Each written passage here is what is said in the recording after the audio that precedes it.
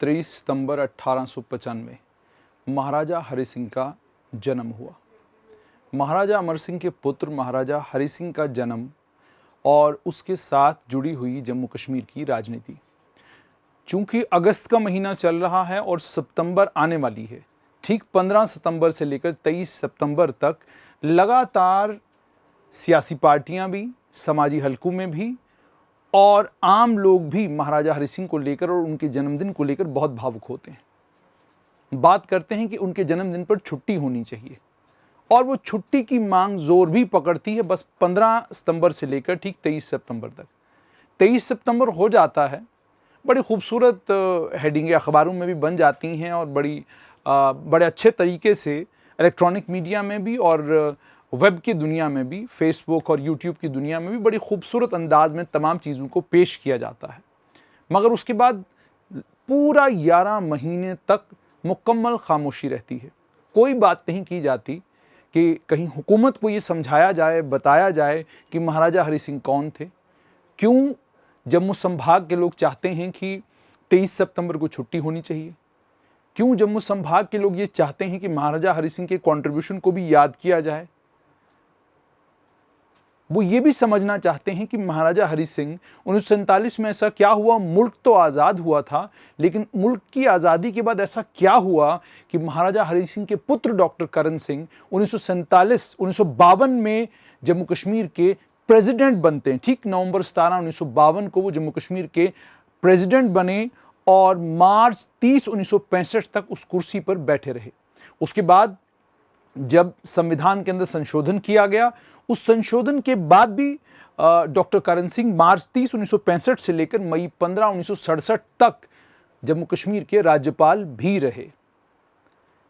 आखिर क्या वजह थी कि 1947 में उनके पिता महाराजा हरि सिंह यहां से बॉम्बे चले गए और वो महाराजा जिसने जम्मू कश्मीर में रिफॉर्म्स लाने में और खासकर तालीम का निज़ाम हो उसमें रिफॉर्म, बैंकिंग का निज़ाम हो उसमें रिफॉर्म, और आप जैसा मर्जी वैसा कहें, लेकिन एक सियासी निज़ाम और एक लोकतांत्रिक ढांचा जिस शख्स ने खड़ा किया, और यूं समझिए कि उस शानशाहियत के बीच में भी कोशिश ये करना कि डेमोक्रेसी जो है वो फ्लरिश करे और उसके बाद प्रजासभा बनाना, ये तमाम काम महाराजा हरि सिंह ने किए। लेकिन ऐसा क्या हुआ कि उनके पुत्र डॉक्टर करण सिंह भी अपनी हुकूमत को, जिसके वो प्रेसिडेंट भी थे और बाद में राज्यपाल भी थे, नहीं समझा सके। और ये कांग्रेस की हुकूमतें थी उस दौर में। उस वक्त में ना तो बीजेपी थी, ना जनसंघ इतनी मजबूत थी, ना ही कोई और पॉलिटिकल पार्टी थी, बल्कि यूं समझ कांग्रेस के अलावा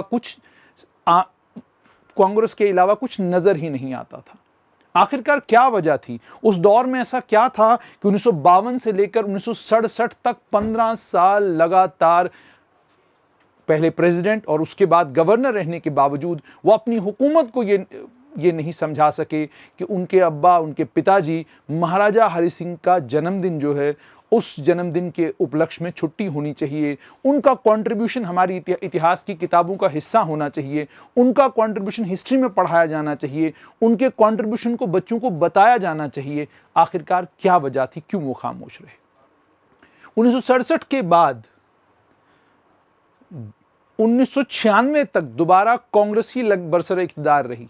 majority of the time Congress बरसरे इख्तिदार रही। महाराजा हरि सिंह किसी को याद नहीं आए। उसके बाद 2014 से लेकर 2019 तक भारतीय जनता पार्टी केंद्र में शासन भारतीय जनता पार्टी का था। 2019 के बाद अब दोबारा भारतीय जनता पार्टी जो है वो शासन में है। भारतीय जनता पार्टी ने भी विपक्ष में जब थी तब महाराजा हरि सिंह के जन्मदिन को लेकर बड़ी भावुक हुआ करती थी कि उनके जन्मदिन पर छुट्टी होनी चाहिए। लेकिन 6ठा साल है उनका और अब 370 और 35A ये दोनों वो शिकें भी नहीं हैं जिन शिकों के बारे में वो कहा करते थे कि ये बड़ी अड़चन है। यही वो अड़चन है जिस अड़चन के चलते हम ये फैसला नहीं ले पाते। आज वो अड़चन भी नहीं है। तब भी 23 सितंबर आने वाला है। 23 सितंबर 2020, क्या 23 सितंबर 2020 को हुकूमत कोई बड़ा फैसला करेगी? क्या 23 सितंबर 2020 को जम्मू कश्मीर के लोगों को यह सुनने को मिलेगा कि महाराजा हरि सिंह के जन्मदिन पर, उनकी पैदाइश वाली यौम पैदाइश पर छुट्टी का ऐलान किया जा रहा है और तारीख की किताबों में जो भी उनका कंट्रीब्यूशन है उस कंट्रीब्यूशन को जो है तारीख की किताबों में शामिल किया जा रहा है। लोग ध्यान से इन तमाम चीजों पर नजरें गड़ाए हुए। लोग जानते हैं कि सियासत के लिए जन्मदिन हो, सियासत के लिए बाकी कोई भी दिन हो, उस दिन का इस्तेमाल जरूर किया जाता है, लेकिन महाराजा हरि सिंह, जम्मू कश्मीर बैंक का नाम लें तो महाराजा हरि सिंह, आप कोई भी बड़ा फैसला, बड़ा इंस्टीट्यूशन जम्मू कश्मीर का लें जो 47 से पहले बना, उस इंस्टीट्यूशन में बहुत बड़ा कंट्रीब्यूशन महाराजा हरि सिंह का था।